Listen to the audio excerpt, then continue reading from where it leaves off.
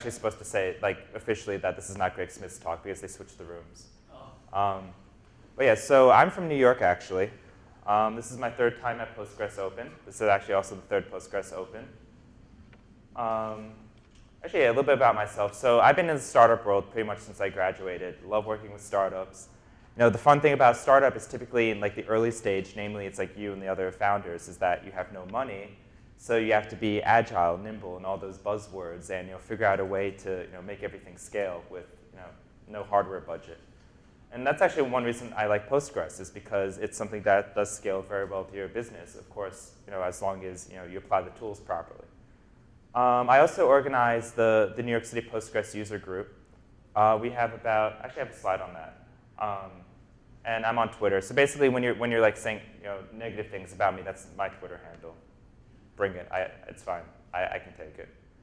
But the New York City Postgres user group, this is something I'm very proud of. Like myself and my other co-organizers, when we started, it was about 2010. There'd been an incarnation of the group before, it was 40 people. Within 2 years, we grew to 600 people. And now we have like more of like a plateauing growth. I mean, there's some better outreach things we can do, but it's definitely grown. And one thing we do is these monthly meetups, just trying to bring in a speaker to talk about a cool feature of Postgres, or something in the new version of Postgres, or someone, a company. Like we had a talk about Foursquare using Postgres. We had nearly 80 people there, because of course Foursquare is it's web scale, much like everything else. So everyone wanted to hear about it. And we also have our own version of a conference. We had one in March. We had about 100 attendees. It was actually a similar style venue like this. It felt like going tech conference in a club. And we're actually having one in April as well, early April. I do have dates. I'll tell them off the record because we haven't booked the place yet. And yeah, it's a fun group, and it's actually interesting. The one thing I say that if you have a chance to start a user group or join a user group, I mean, they're well worth it, because you get a lot of like-minded people, and you also get a lot of newer people and people like this who show up who have been with Postgres since day one. Which actually leads to my next question. How many of you are, is this your first time at Postgres conference? Yeah. Are you new to Postgres? Have you used it before? Yeah? New or used? Use it all the time. Okay, use it all the time. Okay, so basically same like you've used Postgres before? Lightly. Okay, so the good thing is there's stuff for everyone in this. That part of the way we're going to go through it, and by Bruce has been there since day one, so we don't need to worry about him. Part of the way we're going to go through this is that we're going to start from the very primitives, like the very basics, and we're going to look at all pretty much every single data type Postgres has to offer, and then some. Because the great thing about Postgres is that it's just, it gets to the point you can add your own data types, which it's pretty powerful. That you can just do that without having to recompile the entire Postgres core. And this is one of the reasons why I love it. Emblematic of this slide.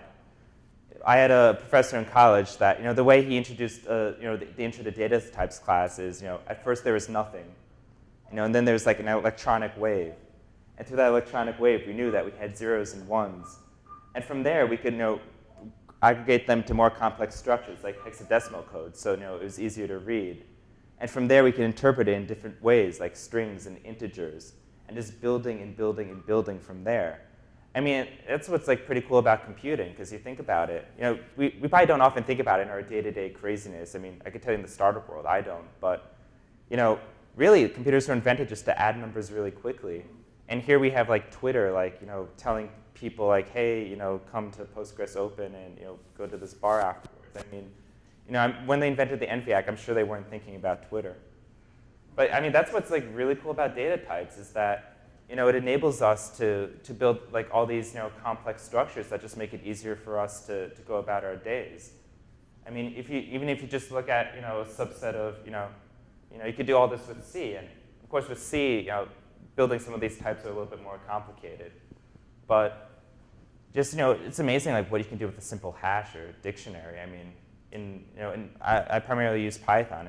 I use it all the time because it's quick, it's efficient. I can organize my data in very easy to access ways to solve whatever problem I'm trying to get through. Which leads us to why Postgres? Well, why do we use a database? Again, maybe not a question we think about every day, but we use it because we need to store our data. It's not just good enough for us to calculate it and keep it in the cloud, keep it in memory, keep it wherever we keep it, but we got to store it, we got to persist it. And as we may or may not know, persisting data is actually a hard problem because storing it is slow. It's only just in the past few years we've had SSDs, which are remarkably faster, but still, it's much faster to put things through your CPU, through your memory, because those are your fastest operations. It's just the design of hardware. So we've had to come up with ways to try to make it easier to store data, faster to read it, write it, retrieve it, or keep it in a format that's easy for us to access. And I guess I kind of said this, but the goal is, if I put in something that's an integer on my disk, when I'm reading it from my application, I want to get out an integer. I don't want to worry about recreating that type. If I store an array to the disk, I would love to get an array out of it. As we know, with a lot of databases, actually just about all databases, you can't do that. That if you have to serialize it in a special way to put your array on the disk, and then you get it out, you have to do that conversion, and that takes time. That takes CPU time. That's costly, and we don't want to do that. So here comes Postgres. So I'm sure I'll get corrected on this, but are you guys familiar with the history of Postgres? Okay, well, here's a brief recap. So originally it was an image storage database. When it was a Berkeley project, when it was Ingress, Michael Stonebreaker's idea was, I need to efficiently retrieve images. So it was designed ad hoc to that, to handle complex data types from the start. And then he decided he wanted to do a different project, so he wanted the project after Ingress, so that became Postgres. And that basically put in a lot of the core that was needed to basically have this modern-day MVCC system, multi-version concurrency control, being able to, if I'm looking at the database and you're looking at the database, that our views are consistent with what we should be seeing based upon what transaction we're in. So, and of course, later on, Postgres became open source around 95, 96. Correct, Bruce? Postgres was open source in 95? It was kind of open source, I think, from Berkeley days, because they used to do student sources that didn't have binary. So technically, it was open source since '86, but there was no, I'd say, outside team outside Berkeley until '96. Okay. So, I mean, it's pretty cool, and especially how far it's come since then, which we'll see a bit. But the biggest thing, one of the primary reasons why I love Postgres, and I tell people you need to use it no matter what, is data integrity. Because think about it, you store an integer to your disk, and you get back something that's not an integer. I think you're going to be a little ticked off. I mean, I would be. And the fact Postgres has so many different layers in it to prevent against data corruption, and does data corruption happen? Sure, but usually with Postgres, it's something that's not Postgres related. It's there's an operating system crash that causes a sector of your disk to have garbage put into it. And the good thing is that there's people who can fix that. But the other thing in addition to data integrity is the data representation, which is why we're all here. We're going to see I think we're doing at least 80 data types today. It's some obscene number. And this leads to the robustness of it, that if you can store just about any data, in any way that's represented, that's pretty cool. I think it's really cool. But of course, it's still got to perform. We need to outperform Mongo. We need to make sure that if you're dealing with an array, that we can efficiently access this array. So this is going to be our Safari, and this is sort of we're going to look at all these different data types, and we're going to look at different things within them. We're going to look not only at them, but what is their functionality? What are their features? What makes them special? Indexes. Postgres has a lot of different types of indexes, and I think we will see all of them if I remember my slides correctly. And some use cases. I do have some examples, and we'll see various things, how we go through it. I actually gave this talk at PGCon in May, which was actually it was a much more technical audience than I thought it would be. So we actually spent about an hour and a half just on the basic data types, which, of course, that left a lot less time for the cool stuff. But one of the comments I got was that someone said that they were expecting a tutorial but got a 3-hour talk, which I was like, okay, I mean, I'm sure, look, and like I said, I'm more than willing to take feedback, but because of it, I've actually included a lot of examples where we're gonna fire up some code and see how it actually runs on my computer. And of course, extensions. We're gonna take a glance at different ways you can extend data types, because some of them, the committers to Postgres or the contributors provided the building blocks, and you can just go ahead and extend it yourself. So here are the assumptions. Postgres 9.3, upgrade. Or upgrade when it gets to 9.3.1, which should be next week. But some of the things we're talking about are Postgres 9.3 only. And I think just off the top of my head, just the JSON support that we'll discuss. Anyway, we'll use some sort of logical order as we go through this. We'll start with the basics. I don't think it's going to take an hour and a half this time. And then we'll gradually build on some of the more complex data structures we know, and then get to what I'm going to call the Postgres-only ones, which, I mean, you'll probably see some of these things that you can build through your various high-level languages, but Postgres allows you to store things that really no other database lets you do, at least not easily. So numbers. Can everyone see this? Well, OK. So numbers, we all know them. It's the reason why we invented computers, to add these up very quickly. So we have small integers, big integers, decimals, numerics, reals, and doubles. What's the difference between all of them? Well, a lot of it, with the integers, it basically has to do with the size on disk. That you can have different, and of course, based on the size on disk you're using, it's the range that you can handle. We're going to go through an exercise where we're going to look at all of these, but for general rule of thumb, you're probably going to need just an integer. It's small enough on disk, it's fast. With big integer, there's actually a time penalty in terms of using it because you are storing that much more data. But if you know that, let's say you have some sort of transactional log or something where you're going to have more than 1 million entries, then sure, start using a big int from day one. But for most cases, you just need an integer. Now, when it comes to decimals and floats, we'll spend a little bit of time on this, but it's going to come down to the need for precision. I mean, you can probably think that off the cuff. Well, first of all, floats actually come from the IEEE.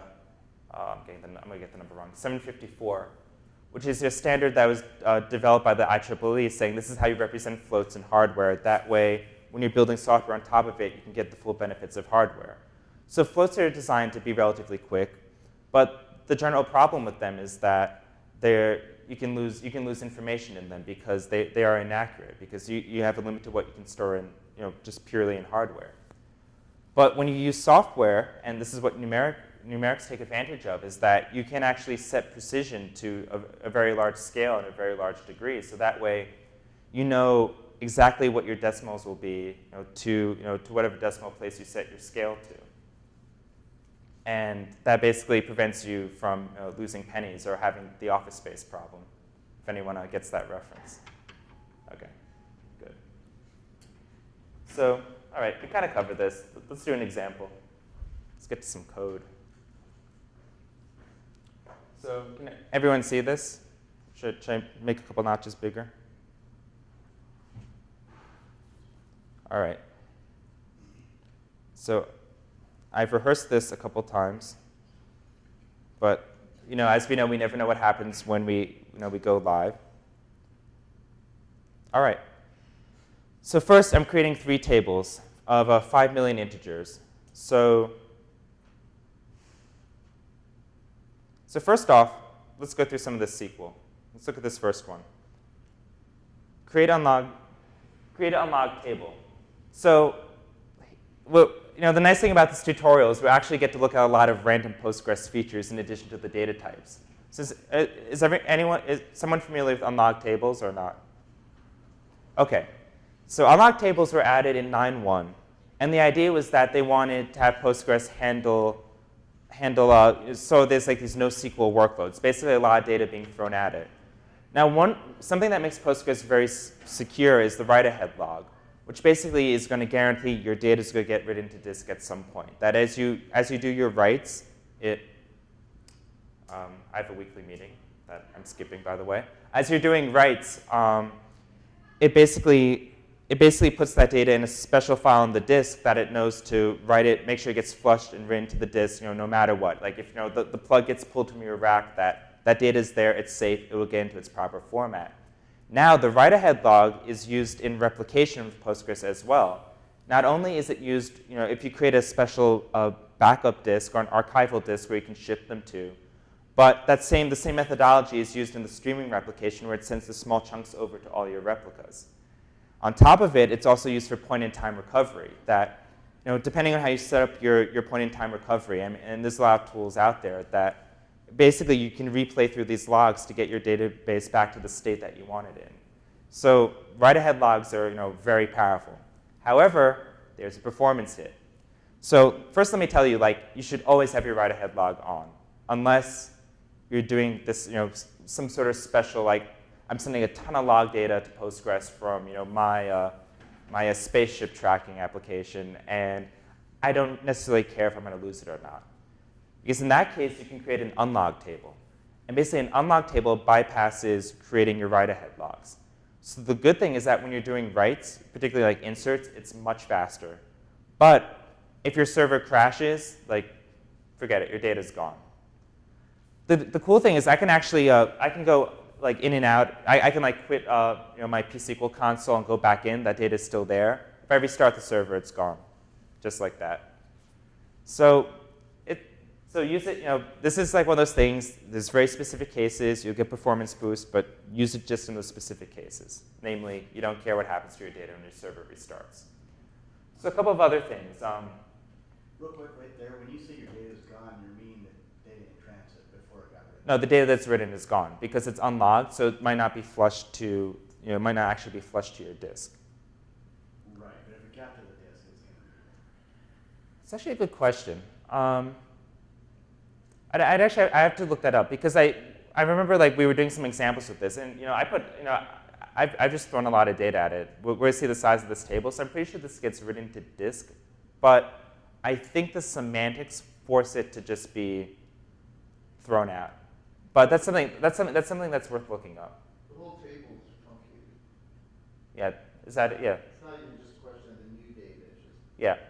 because you could have index, they're being modified. We don't really know what state it's in at that point. So if you crash, you lose all that. Yeah, and I think that's actually to maintain data integrity because we don't necessarily know what's going on. Yeah. All right, so a couple of other things going on here. Postgres.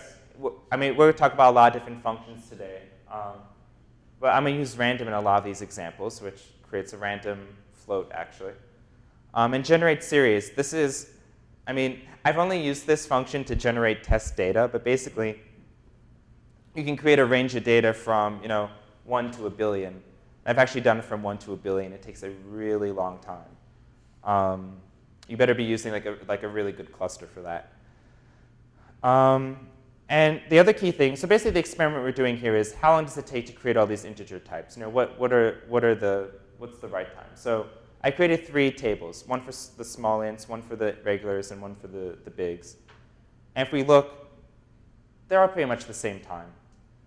And that's actually a good point on the small integers. Actually, it's going to be the next thing, I believe. Actually, so first we're going to create some indexes. Because again, typically, you're going to use integers for foreign keys. That's one of the things that they're very useful for, and particularly if you're dealing with ORM software, they're going to do that anyway. So as you see, when the index creation time is all about the same. When you get to this level of difference, it's pretty much the same. But here's the kicker. How big are our tables? What do you think the biggest table is going to be? in terms of size on disk? Biggins? Is that the final answer, biggins? All right, let's find out. So they're all the same size. Does anyone know why?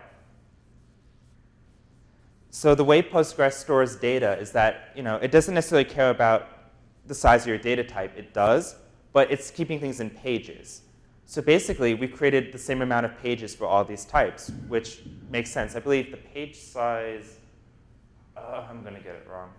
I think page size is 8 megabytes by default. So we basically fit everything into these 8 megabyte chunks. Kilobyte? Oh, excuse me. 8 kilobytes, I'm sorry. So what's 8 megabytes? Is that wall? No, 60 megabytes is the wall log. OK.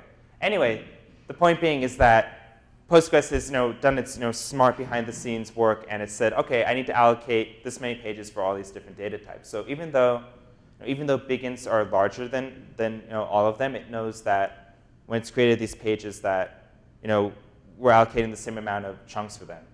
But the reason we still need to be aware of the size of your data structures is that when you have multiple, when you have your tuples and you have all these different types in it, it will affect the way Postgres allocates its pages.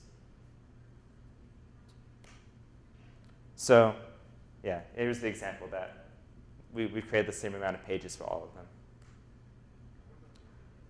OK, so I think this is just, OK, ignore this. So basically, what I did up here, you don't need to care about these numbers yet, is that I was trying to warm up Postgres shared buffer cache. Because are you familiar with how the caching works in Postgres with memory? OK, so real quick, all the data is on disk, but of course, reading data from disk is slow because you might pay a penalty just from going to the disk itself, or your database might be somewhere over the network, so you have to pay that penalty. Which I guess, if that's your database server, you still have to pay a penalty anyway to go over to get the data. But what's nice is that you can pull your data into memory, and based upon your memory settings in PostgreSQL.conf is how much data you can pull into it. So that way, when you're doing your reads and the data is in memory, it's going to be much faster because it's not on disk. And Postgres handles all the internal memory management for you. You just need to tell Postgres this is the amount of memory that you can use on my server. So what's interesting is you run some of your queries. The first time you might run them, they'll be a little bit slow because that data hasn't been pulled into memory yet. But afterwards, you'll start getting much more consistent readings. Of course, it depends how much data is being written while you're doing it. But let's say we've already written everything that after this first pull, the numbers should be much better. So let's see if I'm actually telling the truth. So I ran an average of all my small integers. So it took about half a second. OK, not so bad. Average for all my integers. OK, another half a second. Not so bad. Average for my big integers. About 2.5 seconds. So now we're starting to see the performance hit we take from using big integers. That, yep, they indeed are slower, particularly when you use, I mean, from using an aggregate operation like average, you definitely see the performance hit. But so here comes the interesting part. It's, should I use small integers ever? As we saw from, putting in the same amount of data as we did between the small integers and the regular integers, we took up the same amount of space on disk. So, this is one of those, empirically, probably not. I mean, there's probably very few applications where I really need small integers. And it's going to be embeddable things where your memory is really, really restricted. Because today, I learned to program on a TI-89 calculator, which isn't even that old school. But I know there's actually people at this conference who programmed on a TI-85 or TI-81, and those had no memory. It was 8 kilobytes, 32 kilobytes. I mean, back then, yeah, it matters how much space you're using up. But today, I mean, my phone is what, 32 megabytes of memory you can use, or 16, I don't know. Oh, gigabytes, I'm sorry, what am I talking about?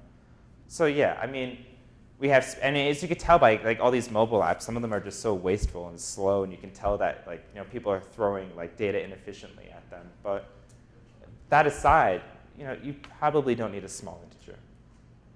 Maybe if you're working on stuff. Difference on your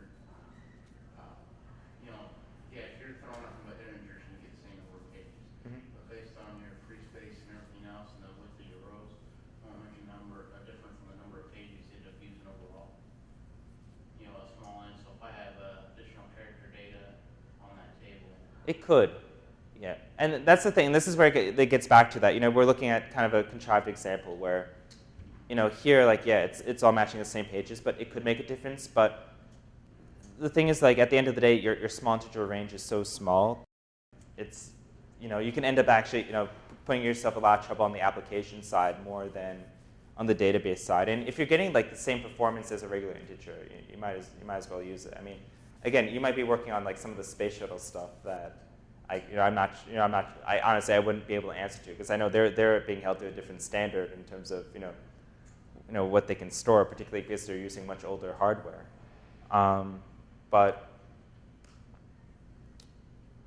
yeah, I mean, I would like this again, and more than happy to like disagree on this. Like, I would recommend using integers unless you need big integers, and think of small integers as something in the past when systems weren't as efficient as they were today.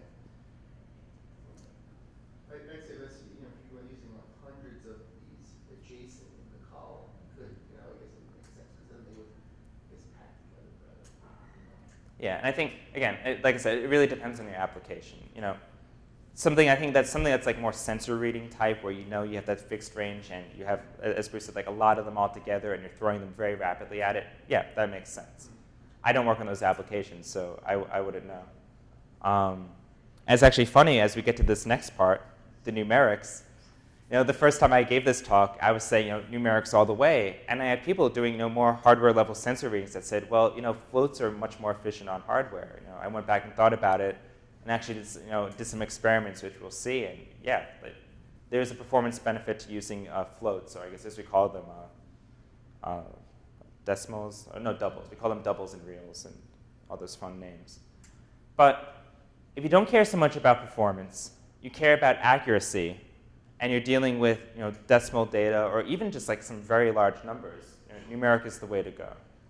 So there's two important things to know about numerics when you're defining them, is that you have your scale and your precision. Your scale is how many decimal places you have. I guess in chemistry they call them significant digits, significant numbers. In my world, building a hospitality management software, it's called please do not mess up on the tax, because I know New York is 8.875%, and that creates a lot of fun when you're multiplying numbers together. And then precision is basically the total number of digits you're going to have over the entire number. So there's a bunch of different ways to define them. There's this fun numeric precision scale. Typically, I'll tell you, so my application for my tax nightmare, I have numeric 7,4. 7 total digits, 4 decimal places. And I really hope no government gets cute and extends one more digit on their tax, but who knows these days? I mean, we got to raise revenue, it sounds like. So the cool thing is, as you saw from this slide, don't mind me jumping around, we can have numerics all the way up to 130,000 plus digits. But you can actually declare that. If you declare that outright, it's going to throw holy hell at you. So the max declarable is 1,100. So to get to that precision, you have to use you have to actually throw the data at it yourself from your application or somewhere else, and it'll be able to figure that out. Something to definitely try to test. Something to try to test. And by the way, this is the absolute limit. This is 147,016,383 number. If you actually have a number that big, please let me know, because I want to know what you're doing. Because this has got to be NASA astronomical data. I mean, I can't think of anything else that big. And so, however, if you do numeric and just give it precision, you've basically just created an integer. And let me tell you something, integers are much faster than numerics. So maybe you can figure out a reason why you can do this. I haven't, but if you have a numeric that's just like that, please just use an integer. The only reason I can think of is that you have something that's already a numeric. Let's say this tax example I'm using, and you need to force it into being an integer, then that makes sense. Maybe. But I think you could just use a truncate function and get the same thing. So this leads us to example number 2.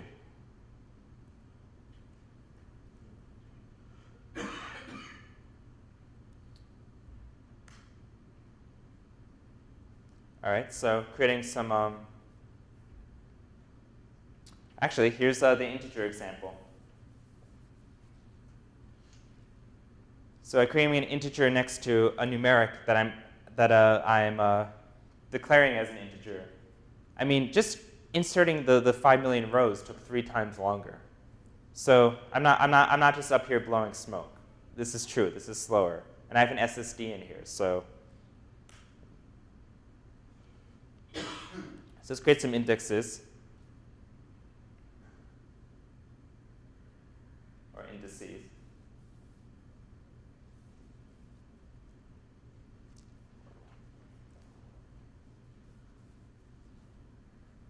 All right, so again, logically this makes sense. It was 3 times slower.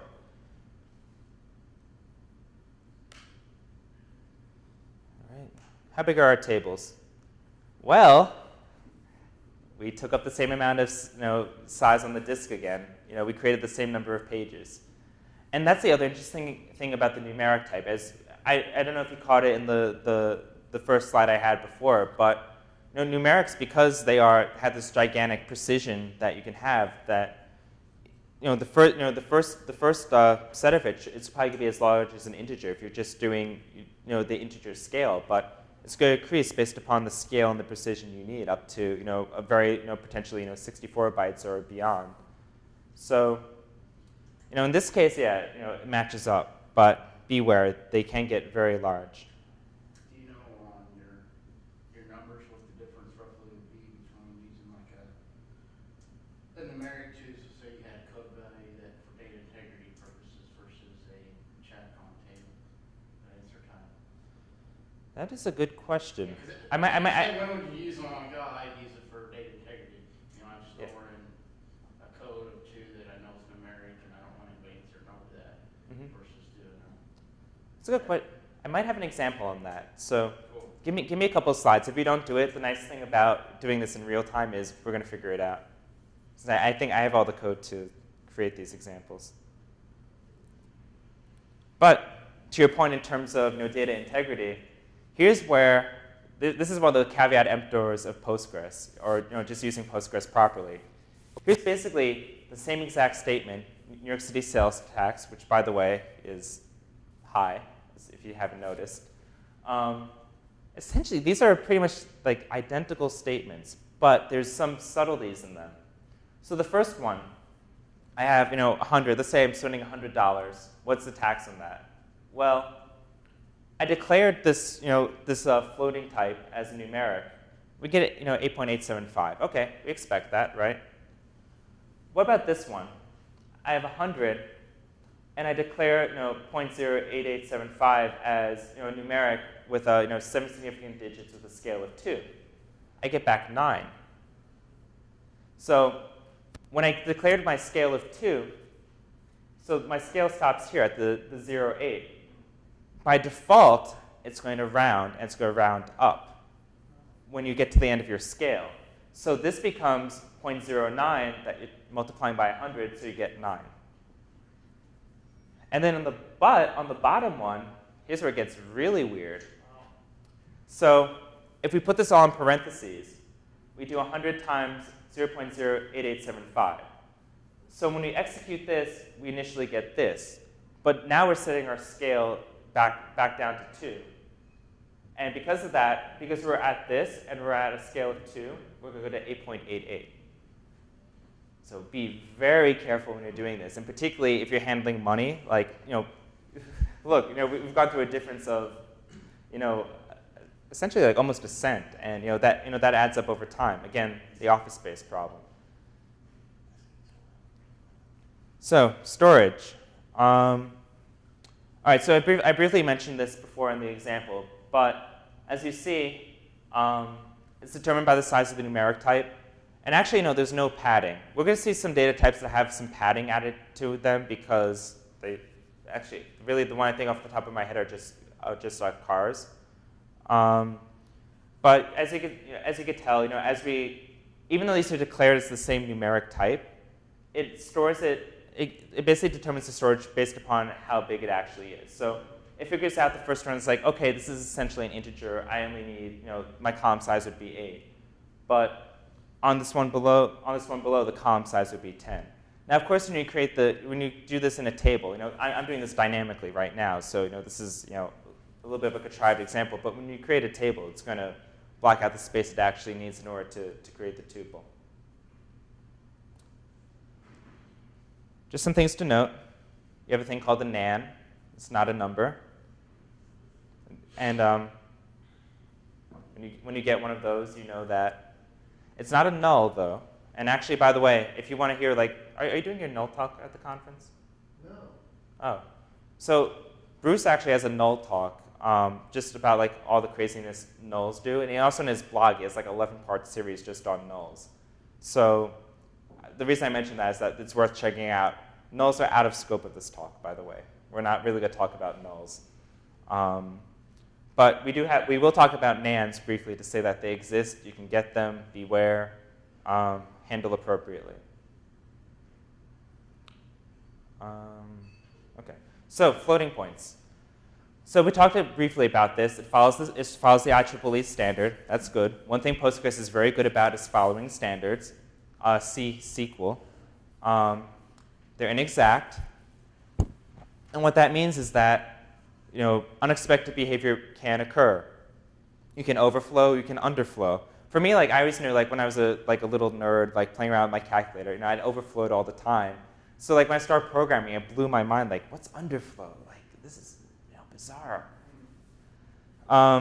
You have some constants, you have nans, and what's interesting is that with floating points, you also have infinity and negative infinity, which I don't believe you have in numerics. Now, I can't remember off the top of my head. I mean, you have a pretty large range. Again, we know they're inexact. Numerics you can store gigantic, God knows how big those numbers are. But we're constricted by our hardware, basically what the IEEE 754 spec is. What's interesting is if you're using, there's two ways to declare them. There's reals and doubles, but you can also use floats, which is, I keep saying that because it's easier. If you declare floats explicitly with a number in them, from 1 to 24, it's going to be reals. From 25 to 53, it's going to be doubles. And I think that's the level of precision that you're going to get in your, I think it's the total number of digits that you can get in your floating point numbers.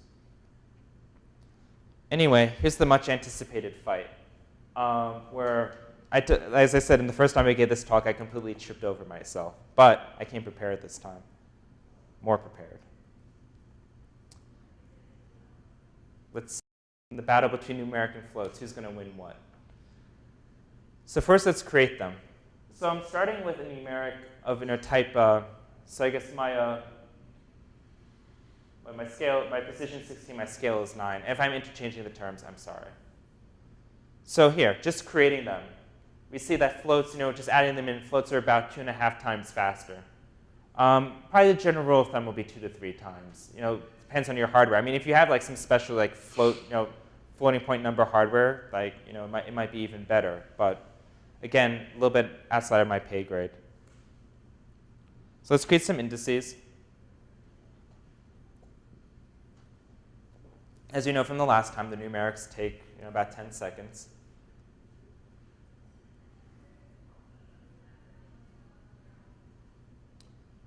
Okay, live 15 seconds. The floats, okay, floats about 3 times faster again. This is not unexpected. So how big are our tables this time? Well, looks like numerics are a little bit bigger. Finally, we have something that logically makes sense to all of us.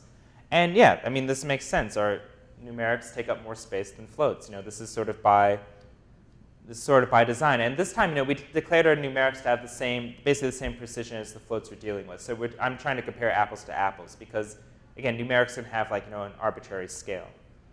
But yeah, this all makes sense from everything we're seeing. So I warmed up the cache. How long does it take to run an average for a numeric? About 2.6 seconds on my computer. And for a float, half a second. So that's 6 times, five times. So that's 5 times faster. Again, we're fudging the performance a little bit just because we're running one example. There's better ways to benchmark this, but we can all agree this is a significant speed up. All right, so we're apparently doing a different experiment now. Let's see which this one is. All right, so this was a fun one. I really started diving into this. I'm putting this together. I'm looking at all my data. I'm like, well, what if we just use decimal places? So in this case, I took a numeric. As you see, it's a scale and precision of 15, which means it's all decimal places. I did the same thing with floats, all decimal places. Well, again, the floats, just on writes, the floats killed it. We're going to create the indexes. And again, I can almost guarantee you the floats are going to kill it again. I think you can guarantee that too.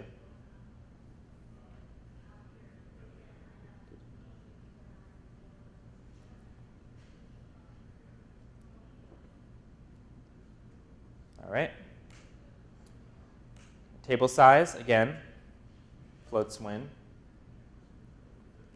So how about on averages? On our aggregates? Floats win again. So again, it seems like no matter what we do, floats are going to beat numerics in performance. Even like no matter what example I could contrive, floats are still outperforming it. But again, if we were going to dive into the data, we would see that we're still getting better precision from the numerics. So if my measurements really matter to the 15th decimal place, then I have to use numerics. But I mean, I think there's very few things in the world, where you need that level of precision. And again, someone with a better science background, please give me an example because I would love to say it. But when we're dealing with like this, this mass quantities of sensor data, coming to my database, you probably want to float because you're gonna get backed up really quickly. So let's do your example since we have a little bit of time. Actually, first let's do just do a summary, then we're gonna do your example. All right, so numerics versus floating points. As I said, I think I've beaten to death the data integrity issue. I think I've almost beaten to death the application-specific issue. Me dealing with hospitality data, never using a float. And by the way, since this is being recorded to my competitors out there, please don't use floats too. Let's all play nicely with data. And again, with choosing all your data types, this is where you really got to understand what and why you're choosing it. Because if you're creating this data model and your application is going to be running for a long time, you don't want to have to like shift everything over to a different data type later on. And particularly if you have to go from float to numeric, you've already lost precision. And that's something once you store that data, you're not getting that precision back. So let's do a live demo.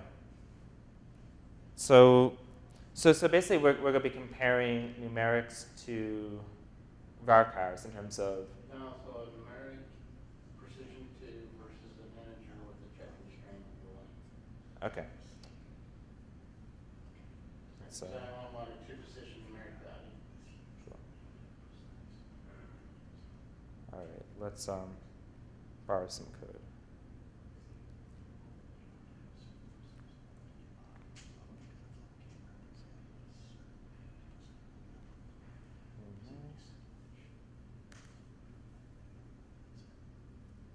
Let's call it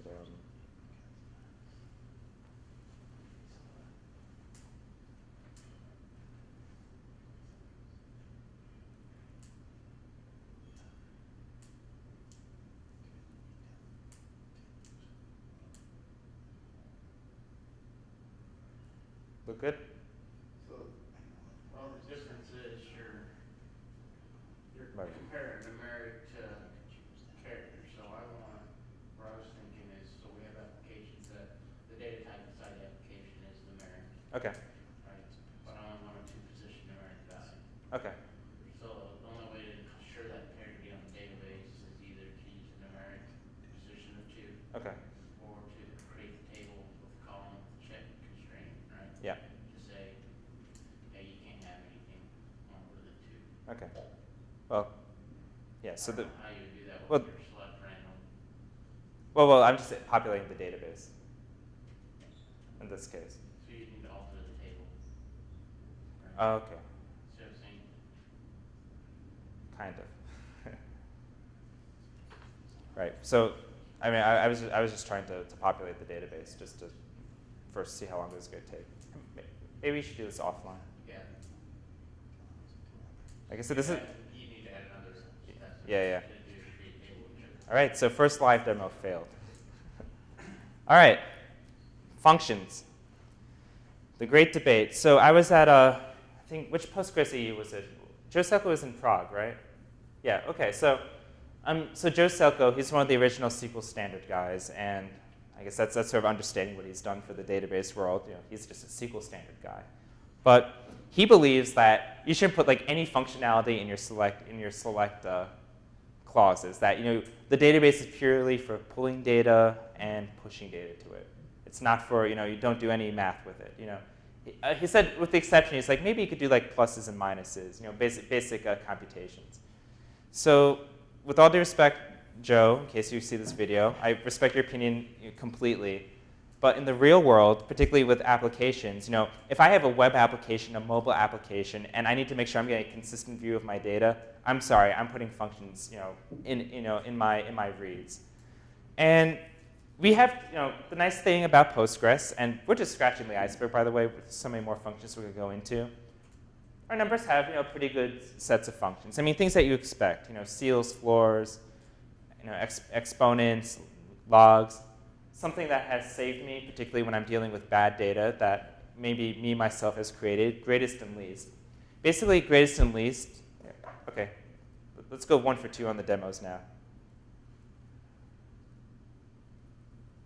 You can put in an arbitrary number of arguments, and to get you the greatest. Same thing with least, except this will give you the least. This is, let's see, where did I used this not too long ago. Let me think for what. Okay, so I was pulling some pricing data. Actually, I was creating a very complex search engine for a venue book. And first of all, the old data adage applied that if you have garbage in, you're going to get garbage out. And I didn't have like the best pricing data in the world. So the search, with the good data, the search worked very well. But with the bad data, it just like stunk horribly. And actually, I created a very simple search algorithm, which we'll talk a little bit about later. But in order to I had like data coming from different sources. And in order to get the one that I wanted correctly, I actually used greatest. When I was setting up my ranges, I used I used greatest to figure out, okay, which is the actual largest number, and least, which is the actual least number.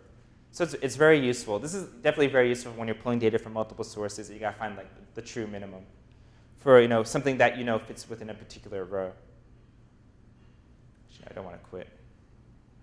All right, so round and truncate. Anyone want to guess what the difference is?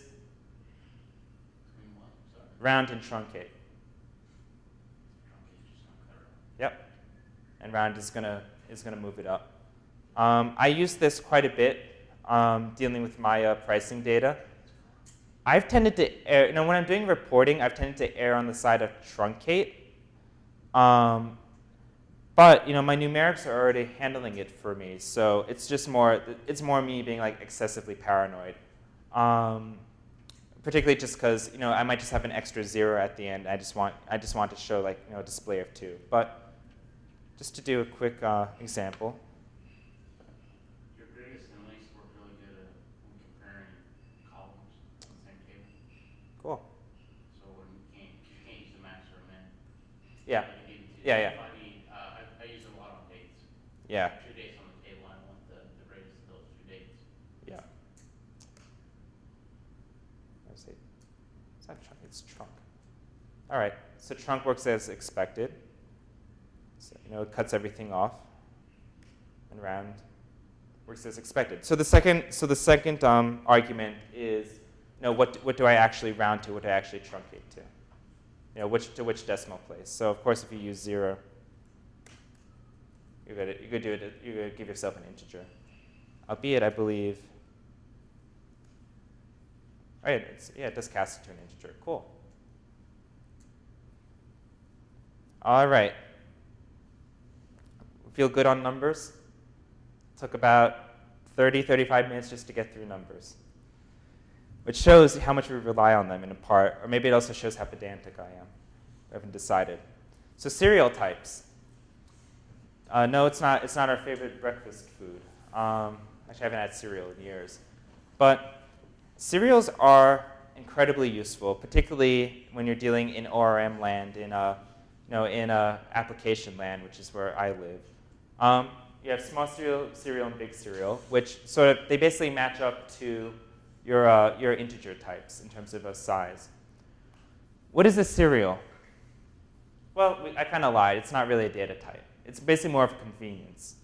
So let's say I'm creating a table, and I know I need to auto-increment my identifier. And of course, I want Postgres to deal with that because my application is not going to do that correctly. I mean, I tell you for a fact. I do know my concurrency programming. I'm not going to get it correct. Basically, I'm saving 3 lines of code. A serial is a sequence, which basically means that whenever you perform an action on your sequence, it's going to push it to a next value. So first, what serial is doing is I'm creating a sequence.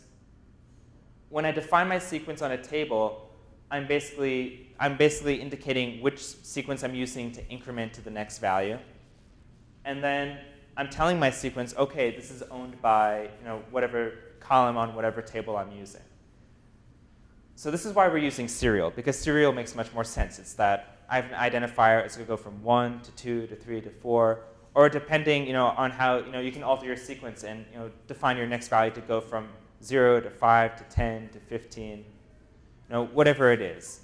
So again, in my SQL world, this is called auto increment. It is, I would say that's probably a little bit more of an intuitive name, but because Postgres is more robust, we are calling them sequences because that's what they are. I will tell you, I use them all the time, pretty much implicitly. Again, this is my way of skewing things in my app. That it's just easier to identify things by their serial IDs. And those are identical? Yeah, this is absolutely identical. This is like that's just a shortcut to get yeah, exactly. But isn't the difference on your serial, it's always going to increment by 1, right? Yes. And the others, you can change that. Correct. Or I could even just do. Can you change the? You can actually, let's say I create my table like this. I can ignore these 3 steps, but I can run alter sequence and change what my serial is going to increment by. Yeah. Sorry, that's sequence. I'm sorry. Yeah. What's your serial name? The sequence that backs that serial. Is it? Oh, so it's here. I'll just show you. It's going to create a default name when you do it. Is it related to the table name or? Yeah. Is it just I have quiet. Hang on. I think I have quiet set on. Yep. Set quiet.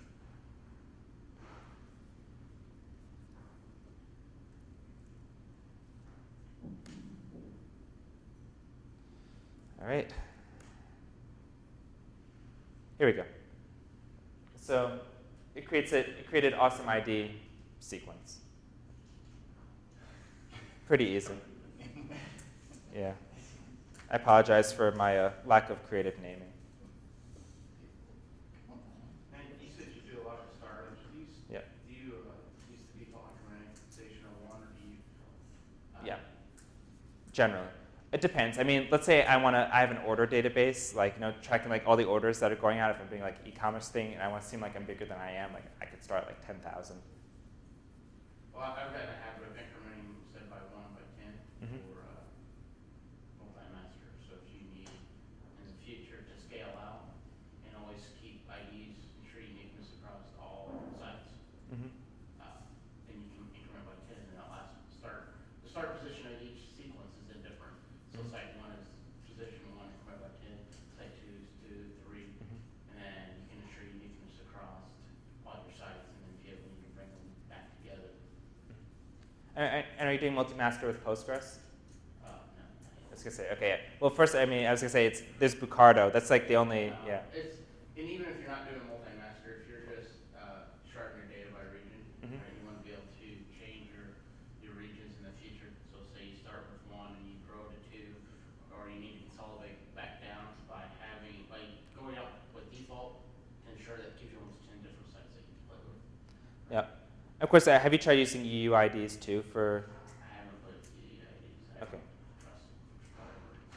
Yeah. Well, actually, we'll talk about that when we get the UUID slide, because Postgres does have that support as well.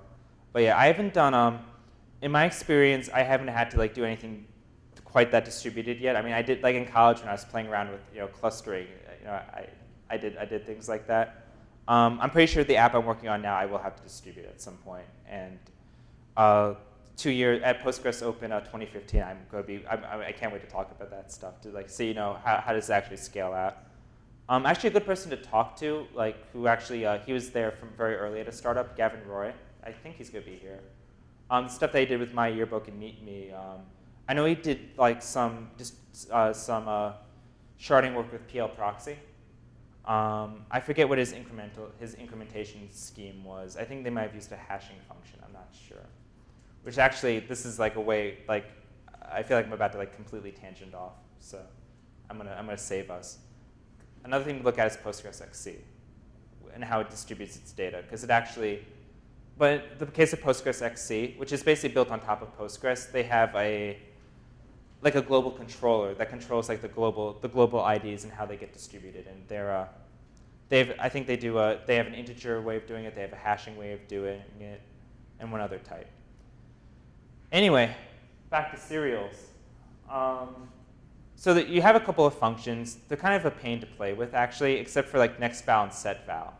So nextVal increments your sequence by whatever basically whatever you set your sequence to increment by. And then you have setVal, which returns whatever your current value is. However, as you see from the slide, based upon this third parameter you pass, if it's true or false, determines whether or not it's actually calling nextVal when you're setting. Actually, I'm sorry. It determines whether or not nextVal increments when you call it. So if you do setVal to true, which is the default behavior, it's going to return. It's not going to return 2 if you're incrementing by 1. It's going to return 3. But if you set it to false, it's going to return 2. It's basically do over, restart. Start the sequence from here. Current val returns the current value of the sequence. However, you have to have set the value. You have to have already called nextVal or setVal within the session, otherwise it doesn't work. I spent 10 minutes trying to figure that out. It was a pain. And lastVal, same thing. It returns. Oh, by the way, there's a very subtle difference between these two things too. And just read my words literally for what it is, because it's the one it's lastVal returns the current value of the last sequence that has been manipulated in this session. So if you've manipulated multiple sequences within the session, lastVal returns the last one that you worked with. Bruce, why is that there? I have no idea. Okay. There's got to be some reason, but. I guess it's cases where you don't really know the sequence name, but you know what you just executed, and you just want to pull that back. I don't remember even that was there. I don't even remember it getting in there. So it's that old. So ignore that, please. It's just I'm saying it because it's there.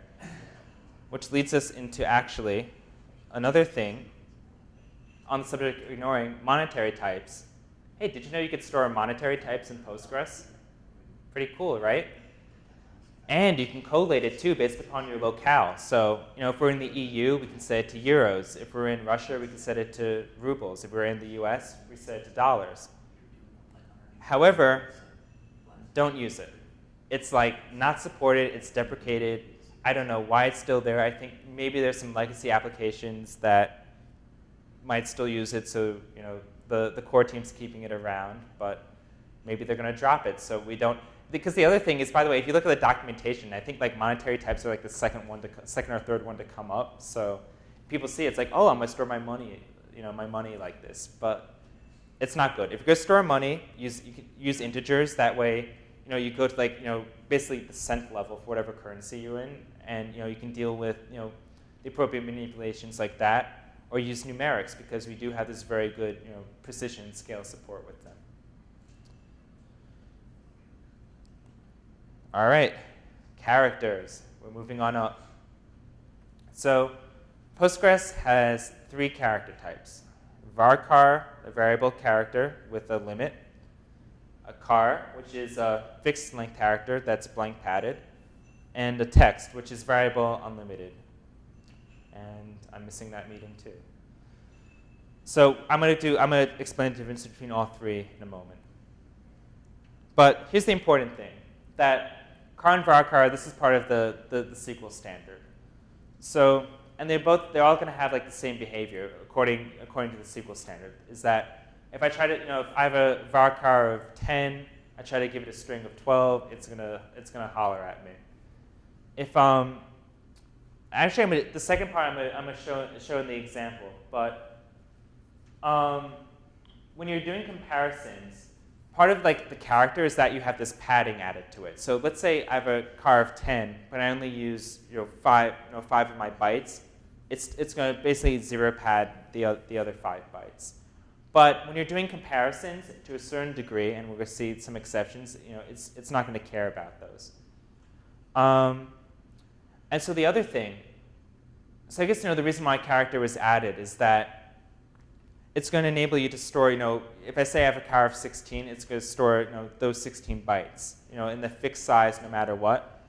But Postgres is going to treat it like a varchar when it's storing it. And what that means, more specifically, is that all 3 of our character types map to the same function internally, which is varlen_a, which is what's used no matter what character type you're creating. This is what you're called. So this is kind of, I think, implementation-wise, this is very useful that, we can support this, the standard types and our custom text type, but it's all going to the same function. So I'm going to say good internal design. Text is really cool. Text is what you probably want to use just about all of the time. Even though your RRMs will create, varchars of, 255, whatever the standards are, you really just want text. You really should only be using varchar if you need to restrict length. And of course, there's cases where you need to restrict length. But if you don't, like, if you're putting in someone's name, a name can be, sure, a name is only going to be so long, but you can just store it as text.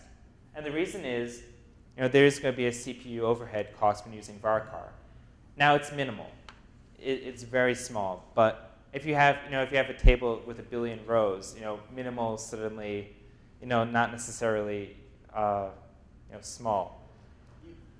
Yeah. You can use varchar without a length. Does that translate exactly to text? That's a good question. I think it does. They're all going to map to, they're all mapping to, the varlen_a function internally anyway. So my short answer will be yes. Right. CPU overhead marginal. I was wondering, does that affect if I just say it's a varchar without a restricted length? I think it's going to treat it. I think it's going to treat it as text because varlen_a is going to say, oh, you're not giving me a size restriction on it, so it's going to be text. Treat it as large as we can create it. So the cool thing about this, and this is like an entire talk, and I'm far be it from me to be the expert on, is that Postgres has a system called Toast, which is basically for storing like large data outside of your main tuple. And of course, when you're dealing with text, that can be 100 kilobytes, a megabyte up to a gigabyte. You don't want all that to be stored in your main access part of the table. So Postgres creates this thing called Toast tables, which stores your larger objects and makes it much more efficient to retrieve it. That was added 6.4 or 7.0. Yep. And actually, if Jan Weck is around, he is the Toastmaster, as they call him, and he is more than happy to discuss it. This is what allowed us to get a lot of these complex data types in Postgres, and not kill table performance.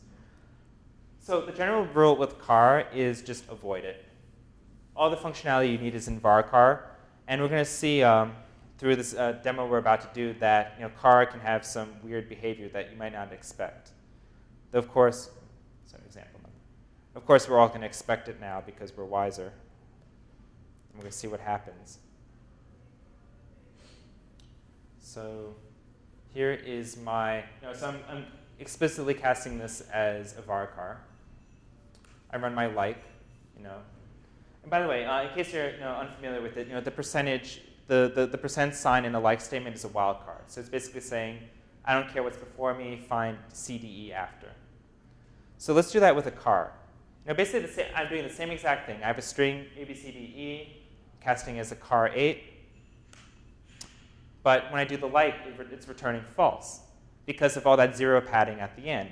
Now, we're looking at this. We're like, that doesn't make sense. Like, of course CDE is at the end. But because of how the car is representing it internally with that 0 padding, it thinks it doesn't exist. So save yourself a headache. Use varchar. If you need to deal with size restrictions, otherwise use text. Let me see. I'm not sure. I'm not sure if I did a performance slide on it. I might have. I can't remember. But just remember, at the end of the day, you're mapping everything to the same, basically the same internal function varlen a. So they're all going to perform the same, minus that CPU overhead to check your string size. So character types and encoding. So look at this question. What do encoding, cache management, concurrency all have in common? They're all a pain. Yeah, so Postgres nowadays, I believe the default encoding type is UTF-8, or it defaults to your system encoding type, which I hope is something modern. The nice thing about Postgres is it does handle encodings very well. What's not so nice is that there are all these different kinds of encodings, and for instance, let's say you're converting from a MySQL database to a Postgres database, and you're going from Latin 1 to UTF-8. You can get burned if you're not converting, running like icon-v on your data as it's coming in. Just know Postgres robust encoding support. I forget the table you can use to look it up. We can figure it out offline, but it supports basically every encoding that you need. But just be careful when you create your database. Just be careful. There's something called there are these two special tables in Postgres when you create your cluster that are created. One's called template 0. The other is called template 1. Template 0 is the template that's used to create template 1. And template 1 is used to create all your databases. Whenever you create a database and you don't specify a template, it's created from template 1. Set your let's say for some reason your cluster is created as a SQL ASCII database, which is the encoding slang for there is no encoding. You're going with the wind. You would if you want to set it to UTF-8, you go to template 1 and change its default encoding to UTF-8, and then everything created thereafter would be UTF-8. If you ever want to give yourself a really bad day, try to drop template 0. I think Postgres prevents you from doing that. But if you drop template 1 and drop template 0, you are going to have a very bad day. I think it prevents you from doing it, though, but I'm not sure. That, by the way, in terms of completely destroying a Postgres database, that's the one surefire way to do it. And actually, speaking of, Google Josh Berkus and 5 ways to destroy Postgres. I think it was a recent blog post he did in the past few months. That's one of the examples he covers. It's pretty funny.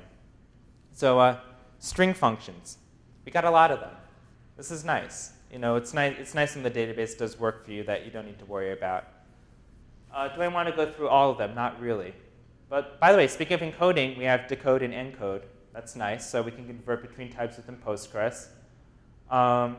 We have things that you expect. We have trim functions. We have quoting functions to make sure we get our quoting correct. We have substring functions. We have replace functions. I actually, when I'm moving data around my database, I've used the replace functions quite a bit, particularly. So the other day on my staging database, I noticed that I have an email addresses table in it, and our company is growing, which is a good thing. But because it's not myself and the founder anymore, it's harder to set rules like please don't send emails to real people from the staging database. I mean, I forget which company it was, but they accidentally sent hundreds of thousands of emails from their staging database, and people were thinking what's going on? So what I did is I wrote a function. When I was updating my table, I wrote a replace function, and I used it. I basically replaced all these random domains with example.com. And on top of that, I used a window function which is another feature, probably discuss a little bit later if there's time. I had a unique constraint on all my email addresses. So let's say I had bruce@mamachin.us twice in my database. If I rewrote, well, let's say, I guess that didn't make any sense. Let's say before I added the unique constraint on it, I had bruce@mamachin.us in my database twice. If I rewrote it to bruce@example.com and I had it twice, I put the unique constraint, of course it's going to fail. So I used a window function to group everything together, and based upon its row number, I was able to do bruce.1@example, bruce.2@example.com. So that way, when I added the unique constraint, it all fit in nicely. So what's cool is what I'm describing, I did all in one query, which is another testament to Postgres that it's pretty damn efficient once you learn all the nooks and crannies. I don't know if I cover window queries in this at all. I hope I put an example in of it because their window queries are amazing. All right, I feel like I have another example. One second, I just want to check my example list. I feel like I have another one about characters. Nope. Okay. All right, binary data types. So what is a binary data type? So what's interesting, has anyone played with Oracle in here? Okay. So Oracle has 3 different ways of representing binary data, which to me was fascinating because they have I think they have one way of representing numbers, correct me if I'm wrong, but 3 ways of representing binary data. I don't know why. I've never been in a position where I've had an Oracle license, and actually I'm glad now I haven't. But Postgres has one way of representing binary data. This is these are just your blobs you're throwing at it. It could be images, it could be just stuff you're pulling from, it's whatever you want it to be. What's cool is that, well, first of all, if you're using a Postgres before 9.0, which by the way, if you are, you must upgrade immediately. I think 8.4 is about to be end of life, if it's not already. I think 8.4 maybe has a year left, or less than a year left. But what's nice, in terms of output, okay, so before 9.0, there was this weird Postgres escape output. It was our own homegrown way of representing it. But in 9.0, we decided to join the rest of the world and use hexadecimal, which everyone can read. But for legacy reasons, there's a configuration parameter to choose which one you want to use.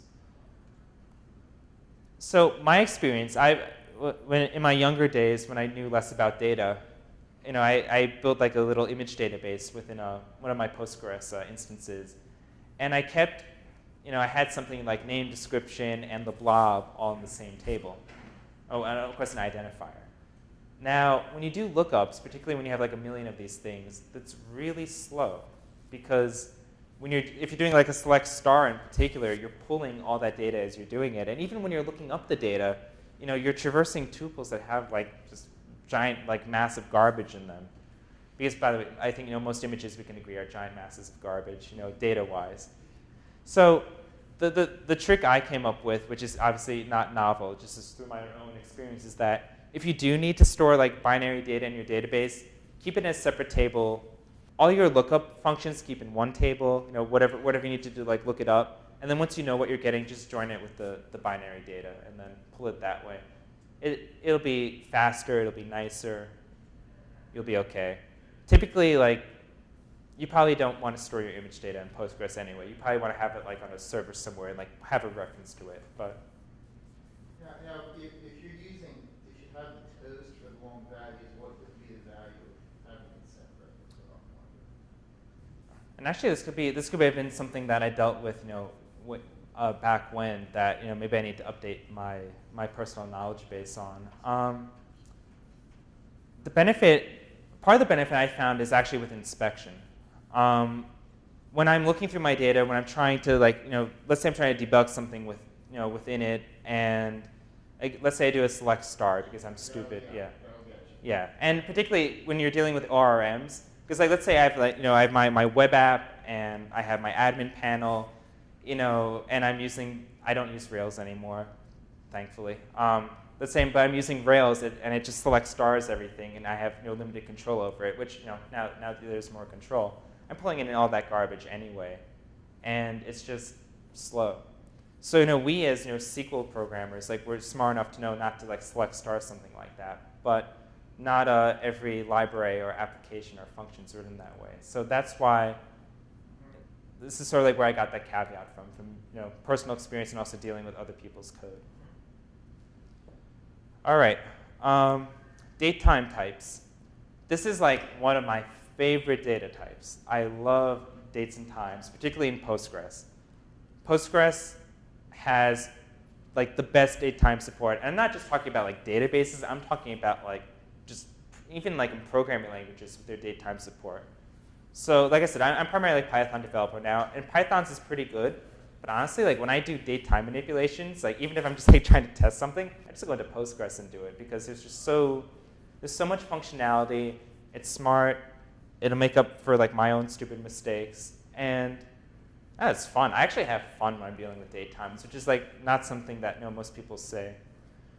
So I had this one project where it was basically it was a company. They're doing cloud hosting, infrastructure type things, and they basically had an application where they're tracking all their invoices and receipts. Something that was like pre-built is a PHP MySQL app, but they needed to keep track of like some of their commissions, and basically they had the reseller program and they wanted to keep track of it, so they needed an application to do that. So they asked me to build it.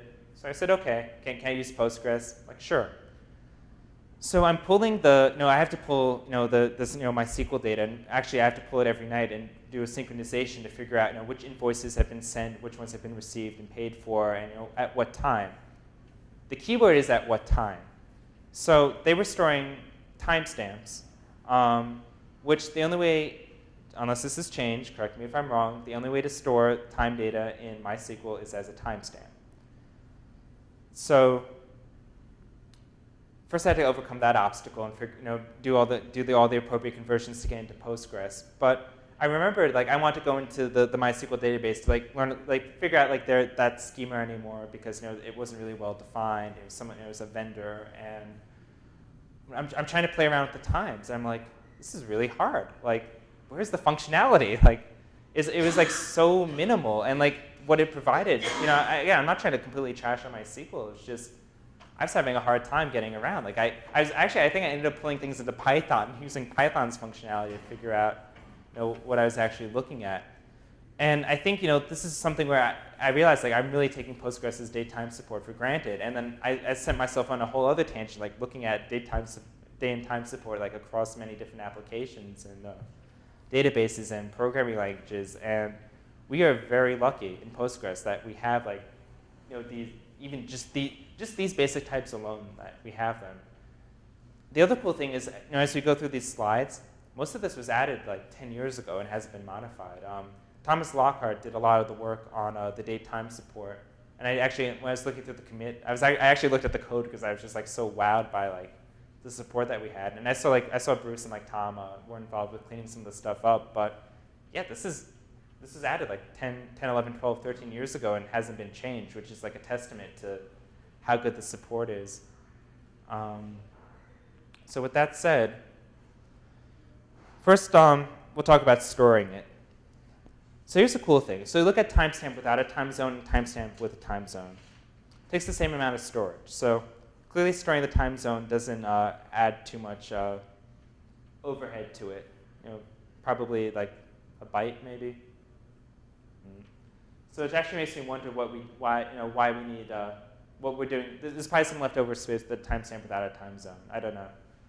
I'm not an internals expert yet, unfortunately. Yeah. What happens when you say with time zone, which is not the default, is that it converts the time to Greenwich to UTC, and then converts it back to your local time when it comes out. So we actually have that on the slide. Basically, I'll jump ahead real quick. So basically, it's going to store it as, basically all timestamps and time zones are stored as UTC in it, and it performs the conversion. Right, so there's no real storage. People have asked before, when I put a time in, how do I remember what time zone I used when I put it in? And that is impossible to know unless you store it in another column. Yeah. And that has been criticism, but that is the standard, so we have to live by that. Yeah. So to your point, I actually wasn't, there's a Postgres IRC channel, hashtag PostgreSQL, very active. There's one gentleman on it known as Rhodium Toad, relative celebrity, because he's almost always there and he answers, just about any question.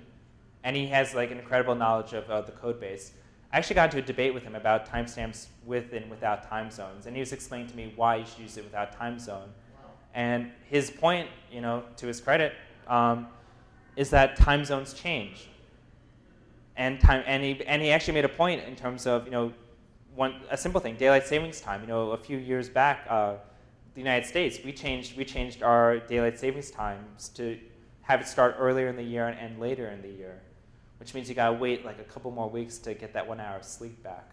But it also screwed up a lot of applications using timestamp with time zone.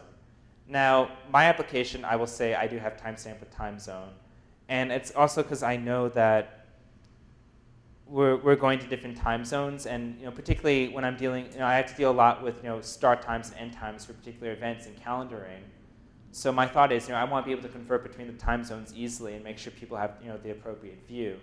However, I still think I'm going to have to keep an extra column to store the exact time zone in terms of what it is for application purposes. And I probably should have gone with timestamp without time zone to begin with. But live and learn. The nice thing is that that's a relatively easy conversion to do. And we'll see, with timestamps with time zones, there is some cool support features. But it's funny, every time I talk about this, I've been rooting really hard for timestamp with time zone, and I keep getting pushback, and I get really good reasons for pushback. But we'll see. You'll see the functionality. You'll see what makes sense for you. And yeah, on that note, there are dates, which are much easier to explain. Dates are dates. One concept to make sure we understand now, because this is going to come up in hour number 3 of the talk. Dates are discrete. Basically, we can jump, we have September 16th, September 17th, September 18th. There are clear hops between our dates. Timestamps are continuous, because there's always, there's an infinite amount of, this goes to, it's like Cantor's diagonalization theorem. If you have a real number, you have another real number, you can always find a number between the two of them. I'm a math nerd, so we'll talk about Cantor in a little bit. But just a quick preface, I'm a math nerd, I'm still a math idiot, though. So then we have times. There are cases where you just want to store times. I do it all the time. Sorry I rhymed that. That was horrible. And then there are intervals. Intervals I love. These are the greatest things ever invented. Particularly you're doing reporting, and you want to look over. It's give me a rolling 30-day report of all the stock averages. Well, I don't need to do the calculations on my own. I can do my own math. I can just do all right, current date minus 30 days. Done. No more thinking. No more math. You just gotta know what the shortcuts are. So, all right, we did this pretty much. So, by the way, there is a precision argument that you can use on timestamps and times, which is basically how many seconds, because seconds can be divided into decimals, this whole idea of continuousness of time, to what degree you can do it to, and you can go out to 6. There's also special options you can do if you're storing intervals, and there are cases where you want to store intervals, but we'll talk about those later. So as I was saying, I love Postgres. Clearly I love Postgres, but one reason I love Postgres is just how robust something that's we take for granted is, that we can store our times in all the different standards. Whether it's SQL, whether it's the ISO, whether it's Postgres, whether it's some custom thing you can do. And we can also, and we're gonna have an example of this, we can choose how we represent the times. In the US, we're used to month, day, year. In Europe, they do day, month, year. In Japan, they do year, month, day. Which, by the way, I think in Japan they have it correct. Ordering-wise, that makes the most sense by far. But I'm a stick up for our way just because.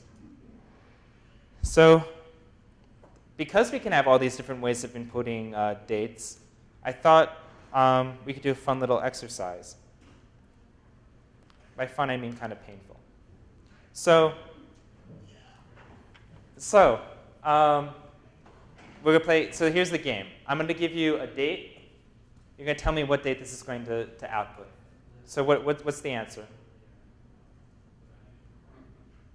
What day is it going to give back? Yeah, what day is it going to give back? Yep. Okay, so I forgot the other part of the game. So first we're going to do the month, day, year format. So if we're just doing month, day, year, it gives back May 3rd. What about year, month, day? Yeah, it's May 3rd. How about day, month, year?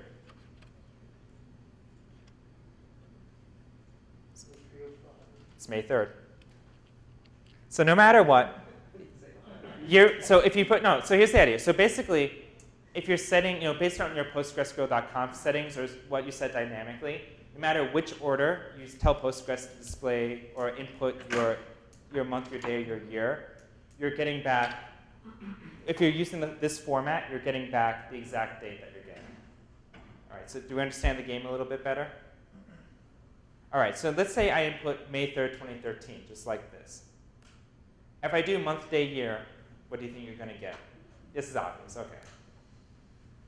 So if we do year, month, day, what do you think we're going to get? Same thing, day, month, year. All right, all the same. So far, so good. Now, let's say we use this notation. So, let's say we're doing month, day, year. What are we getting? Yeah, OK, same thing. What if we do year, month, day?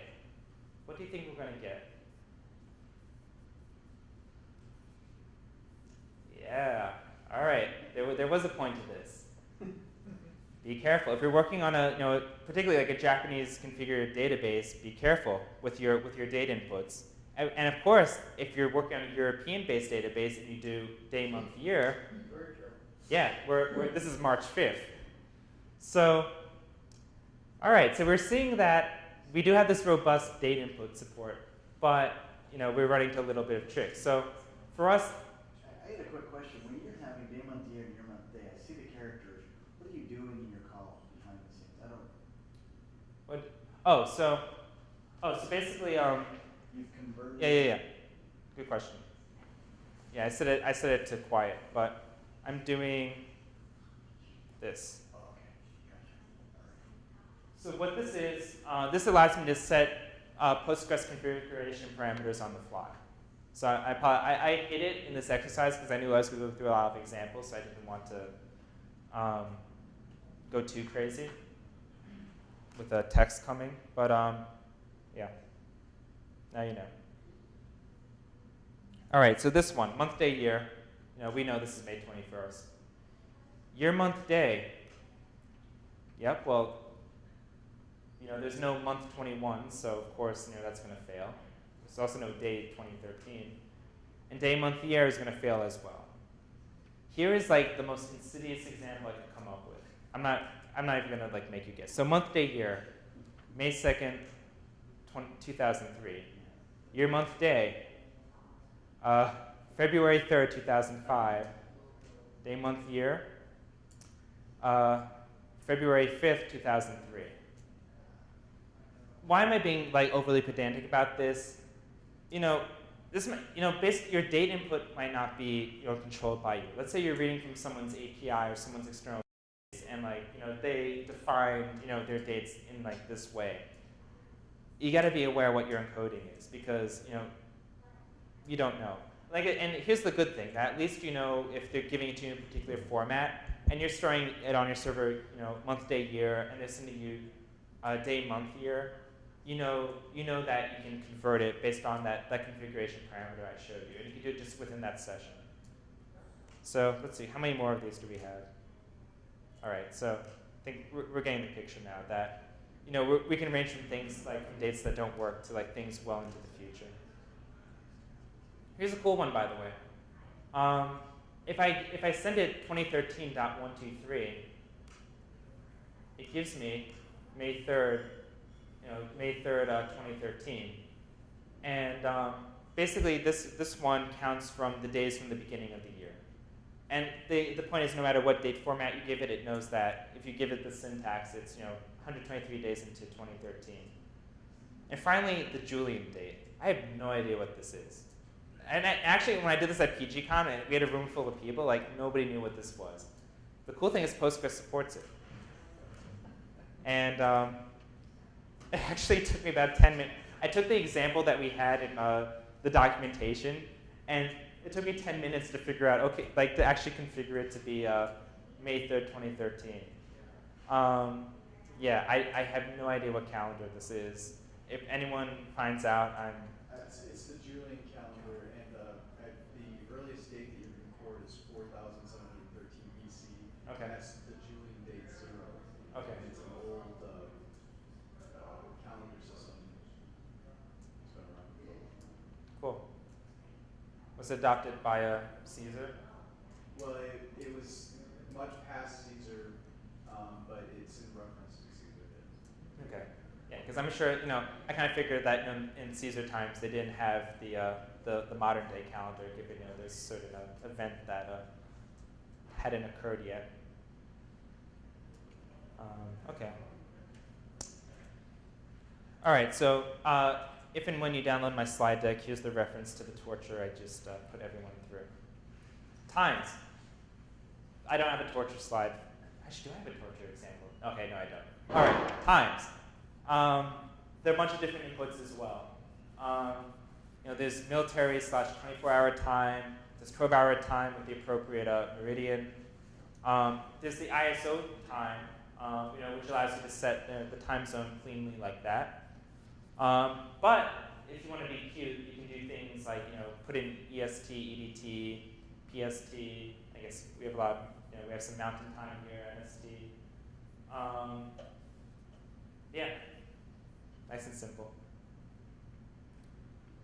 Time zone input. So you saw we could do EST. I know, I apologize. I'm dealing with a Midwestern crowd here, but I'm using New York as an example. We'll all get over it. You can use the full name. You can use POSIX style. You can use 8601 style, and you can use this military abbreviation for UTC, which I've never seen until I read the Postgres docs, and I know it's called Zulu, which I would have thought would have been, I think, East Africa, but it maps it to, no, I was serious, but it maps it to UTC, so I don't know. The cool thing is you can set your time zone on the fly. So actually, let's, all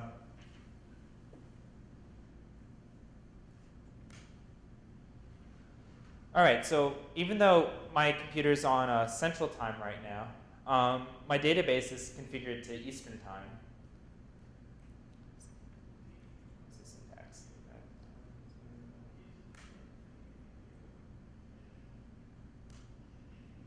So just like that, I can map it to, whoa, that is wrong. Interesting. All right, here, we all discovered like a caveat emptor. So when I did select current timestamp, it told me that, it looked at my default, it said, okay, your database is configured to Eastern Time, so it gave me the timestamp there, even though my computer clock right now is set to Central Time. But when I ran select current timestamp at time zone CST, it put me, oh, actually, I know what happened. I think it ignored the time zone. So it just took my computer clock, and then my computer, no. This is bizarre, but because clearly this is the incorrect answer, because at CST we should be at 10:38. Anyway, it basically, I think it just took my computer clock and figured that, oh, this is an Eastern time zone database, and just subtracted an hour. Clearly, this is wrong. Let's at least try and get something that's correct. So let's say it's 11 EST. Actually, I wonder if I can do this. Yep, okay. So actually, I have an example on that later. So okay, let's say this time is clearly at Eastern time, Eastern Standard Time. Oh, I know where I screwed it up. That's why. Okay. So I converted. Okay, so that was my fault. Operator error. First of all, know exactly, if it's daylight saving. If you're playing with this, make sure it's daylight savings time or standard time before you do the conversion. Because otherwise you might be subtracting the wrong amount of hours. Another argument for not using time zones, the time zone data type. But it's actually a really good point because I just confused myself, while doing it. Are we in daylight? Yeah, we are. Yes, we're currently in daylight savings time. Yeah. We're gonna switch over until November.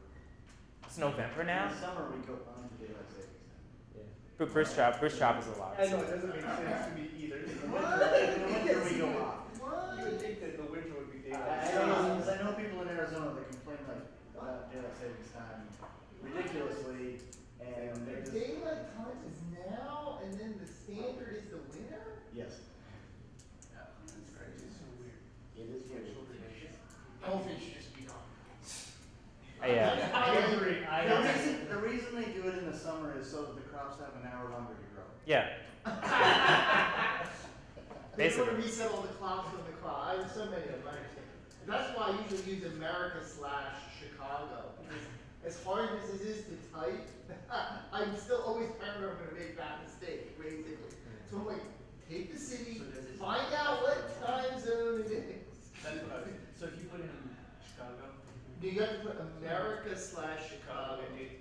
it knows. It knows. Yeah, try that. Oh, you can't, anyway. I can't.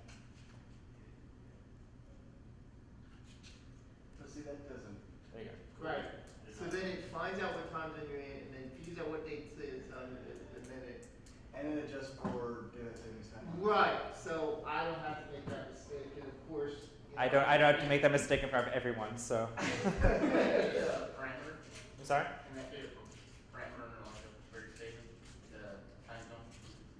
Yeah. Yeah, so, and actually that's the slide. So, I hadn't tried it yet. yeah, so basically when you're constructing, we basically, the two previous input slides were, getting towards building like your entire timestamp, which is basically your date input, your time input, your time zone input, and you select, are we AD or BC? And yeah, so that that becomes your entire input, when you're dealing with it. And particularly, you're probably, well, if you're using an adapter or your driver from your programming language, that's going to take care of formatting input for you most of the time. I mean, it also depends on which driver you're using or if you wrote it yourself. You got to be more aware of this if you're like basically dealing with other people's data. You're pulling from a different database. You want to make sure it's in the correct format for what you're dealing with. Anyway, so here's another caveat emptor in case my mistakes as I'm giving this talk haven't proven it enough. Which of these are equivalent? Let's cheat.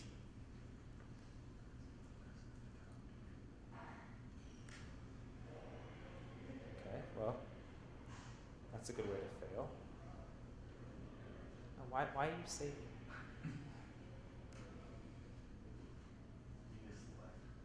Yeah, that's fine. What's funny? I actually rehearsed this slide too. I just reminded. I forgot to put this.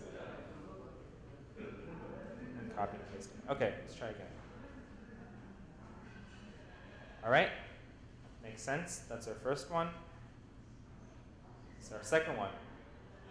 As you notice, because I said timestamp, and I didn't specify timestamp with time zone, it took the time zone off.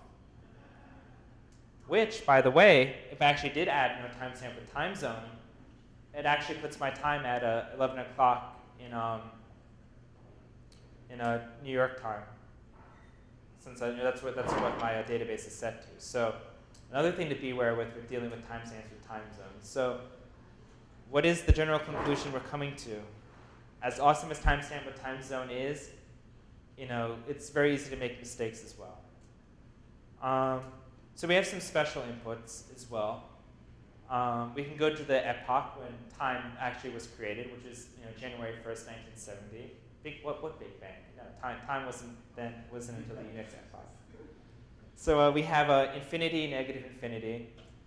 We have now, we have today, we have tomorrow, we have yesterday, and we have All balls. 0, 0, 0, 0, 0. Okay. Output. So we had a little bit of our output fun with that set the set date style command. But I mean here basically, you can also set like, do you want it to be ISO, do you want it to be SQL, do you want it to be Postgres, or do you want it to be German? I don't know if there are any other regional styles. This is what I came up with the documentation, but I mean, look, it is what it is at the end of the day. Intervals. I love intervals. These are like the greatest things ever created. I mean, I'm going to say that about a few other data types coming up, which shows like my New Yorkerism that everything's the greatest to us. But this is like, I mean, here, just case in point. Let's just take this query. Let's make it readable. So I just take the current date. I can write out in like, plain English exactly, what I want my interval to be, and it does it for me automatically. You can't get much nicer than that.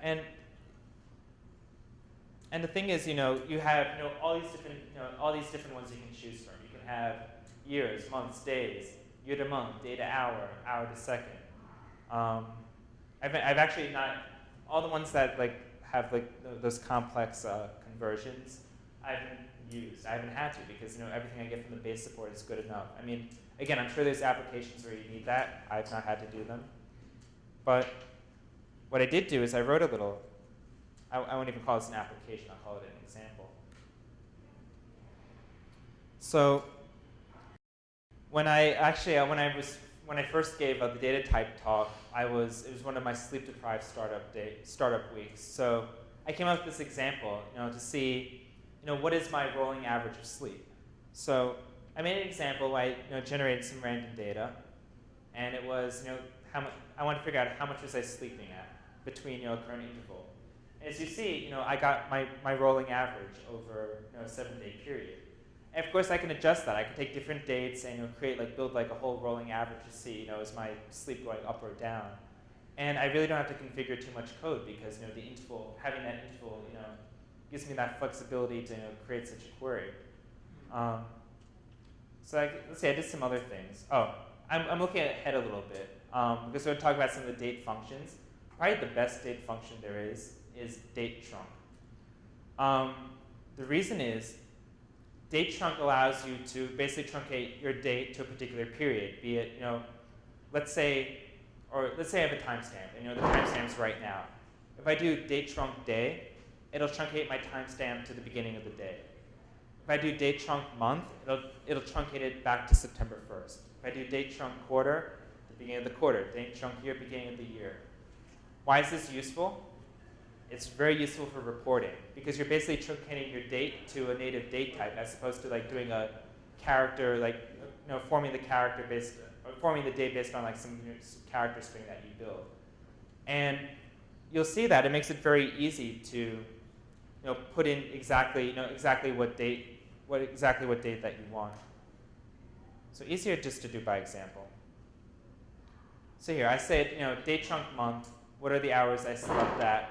Give me the average to a particular fixed position.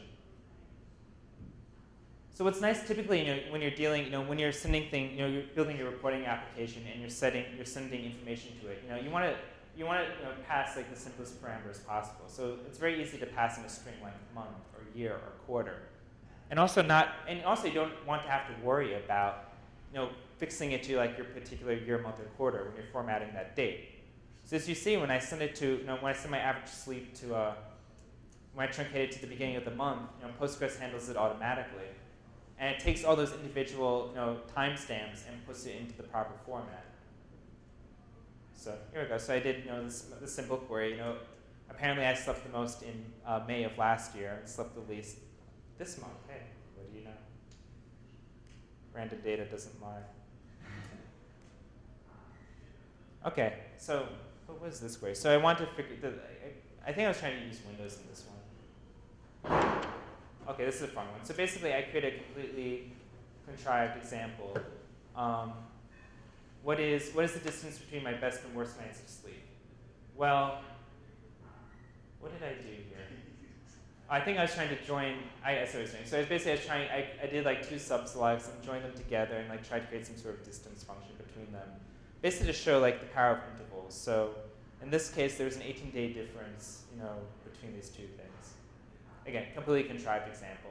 Come up with something real. What's more the fact that I can get my answer in intervals, and that's pretty cool. By the way, it's kind of funny. Like, as you notice, like every time like I'm switching between slides, the amount of emails like it keeps going up. It's kind of funny, like while you're presenting, to notice that. So operators. We have a lot of different operators. Read through I would advise like reading through them at your own leisure. But notice a lot of like the addition. You do a lot of addition and subtraction with intervals, and that's a great way for getting around your dates and times. We have some functions. You can find the age between two timestamps. You can extract your particular date part. Let's say you want to extract all the years from your dates, all the months, all the days, all the seconds, or whatever it is. There's date trunc, which is like the greatest function ever made. You can also do this thing like justify days. So these work just with intervals, and really what they do is, let's say I have an interval that's like 35 days. Basically, it converts it to something that we recognize much more easily, which is like 1 month and 5 days. I mean, it's more for display purposes than anything. I wouldn't use it for anything where I was doing calculations. And of course, current timestamp, current date, current time. Let's look ahead. All right, we're almost to the break. Booleans. Postgres also has phenomenal support for Booleans in addition to dates, which is kind of a joke. I mean, we're storing like a byte of data. Just know, all those are equivalent to true. All those are equivalent to false. Everything's case insensitive. Probably just want to use like true or false, just to clearly what's going on. Bool is equivalent to Boolean, and I learned this the stupid way. Don't create an index on a Boolean type. It makes no sense. And to emphasize learning the hard way, there's an example. So I created a database of Booleans. So this is actually the first time we're running explain today. And actually, I think the rest of the examples we're going to be dealing with explain. So explain shows what the query planner is going to do in Postgres when it executes the query. And analyze actually executes it and gives you the timing of it. So as you see, I wrote a query, find me all the Booleans where they're true. And it's going to do a sequential scan, and it's going to return all the rows. And it took 720 milliseconds. So I also did the same thing. Show me all the Booleans. Show me all the rows where the Boolean is not true. Also did a sequential scan, and it ran. So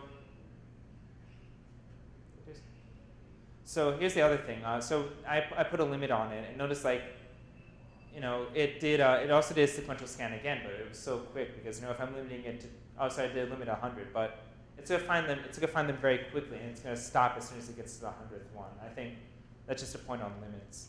But also notice how quick that was. In part because we didn't have to pull all that data out. So let's create an index.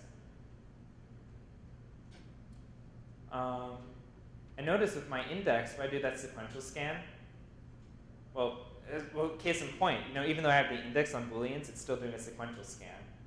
So, it's not doing any magic index function. Because if you think about it, and we're going to talk a bit about indexes, is that you only have two types. You either have true or false. So if you create an index, everything's just going essentially to two different places, which is which is basically already happening. When you have a Boolean, it's either one or the other. So you're already doing that in your table. So you're doing the same exact comparison. So Postgres looks at this. It's like, why are you using an index on this? You're stupid. I'm going to do a sequential scan. Leave me alone. I don't want to pay any I/O penalties I don't have to pay. So, all right. We're not going. No matter what we do, we're not going to hit the index at all. However, we do have these things called conditional indexes. where you can actually put in a where clause and say, all right, create an index on everything that is actually true. This actually becomes more useful when you're dealing with, actually you see them like more when you're dealing with integer data or like state machines where you know you're going to be doing a lot of queries to like one particular, basically one particular answer in your database, and this speeds them up a lot. And it creates a smaller index. So it's supposed to create like a giant index over like all the data in your table. You're creating it over just a subset, which is going to save you disk space, save you I/O, and save you lookups, and it's going to be a much faster lookup because you're indexing specific rows that are already going to be in it. So in this case, I said, okay, index it on everything where it's true. Here you go. We actually hit our index. Then we do bitmap heap scan, bitmap heap scan, which, as you notice, in this case, didn't actually speed us up very much. Because again, we're dealing with this Boolean data. It's either going to be one or the other anyway. So we just basically stuffed everything in like one place and created additional overhead.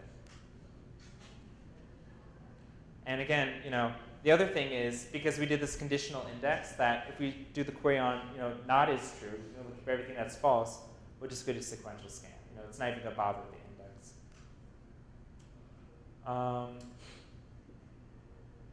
And again, here's like the humor of the query planner. We still have our conditional index. We run a limit. It says, I'm not even going to look at the index. I'm just doing a sequential scan. It's going to be faster. So this is where the query planner is much smarter than you, most of the time. There's sometimes where you got to trick it. But that's out of the scope of this talk. All right. Enumerated types. Postgres supports enumerated types.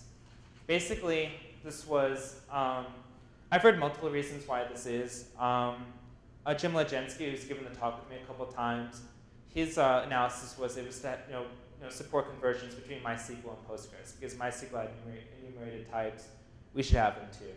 I mean, we've actually improved our enumerated support over the years. I think in 9.2, we actually allowed it so you could alter enumerated types and add and remove items to it, which you couldn't do for a while. That actually made them much more useful for people like me who knew that at some point my enumerated type was probably going to change in particular parts of my application. Those are some parts that haven't changed. It's just me being paranoid. Anyway, enumerated types are basically fixed data that in this case, Jim actually made this example, but that you have a list of people's eye colors, blue, brown, green, whatever they are. So you can create that. You can create the enumerated type. At this point, you can alter it, as I said, and you can use them. I mean, they're fairly straightforward. And you input them as text, and it basically does the appropriate mapping on the back end to the enumeration, which it's really this is pretty much the equivalent to having a join table. And let's say you have in this case a suspect table and an eye color table. You're really just having a foreign key on your suspect table pointing to the eye table. I mean, it's encapsulating that. In some ways, you might actually get more performance benefits from doing it, the old-fashioned way, because you could just reference the integer, straight from your application if that's what you want to do. All right, no surprises here. So the other thing, this was actually another example Jim made, is that here are the other ways you can do it. In addition to having a separate lookup table, you can add a constraint.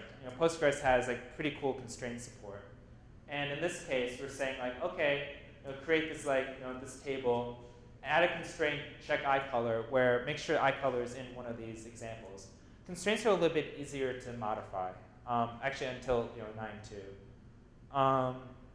We can also create a domain, which is like a data type, loosely defined. But basically, it's just like creating a constraint, except you store the data separately, and you can apply it.